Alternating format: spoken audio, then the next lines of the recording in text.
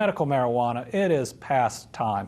This cuts across all demographics, all parties. This is something that hadn't just been embraced by so many other states. So many of them have moved past it. I do believe that we should do it in a revenue positive way, though I believe that there are some other models out there that will probably work better and can be administered much better than the structure we saw in a bill last year. So I want to get to that point, a revenue positive way. That means taxing medicinal marijuana?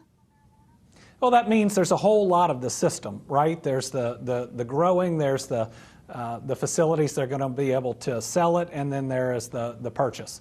And I believe that within that system, there's a way to do it revenue positive while it's still being available and the economics of it working. So yes, I believe that it should be revenue positive. And by that, do you mean that those who are seeking medical marijuana for medicinal purposes, that they should have to pay a tax? Well, I think you can look at different parts in the system where the revenue comes out, but it does take revenue to support the administrative arm that's required to do this. You want inspectors.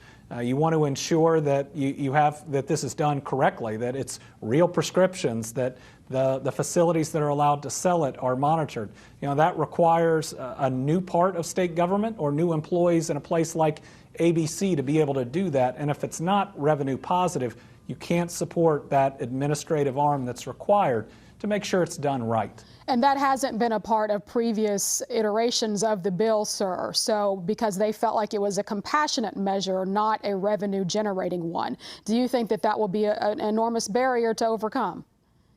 No, you never know what people are looking to vote on, but one thing that numerous legislators are looking at voting on is revenue. But on the other piece, the current bill did have an enforcement arm. It had it in a place, CHFS, where we don't have inspectors for things like this.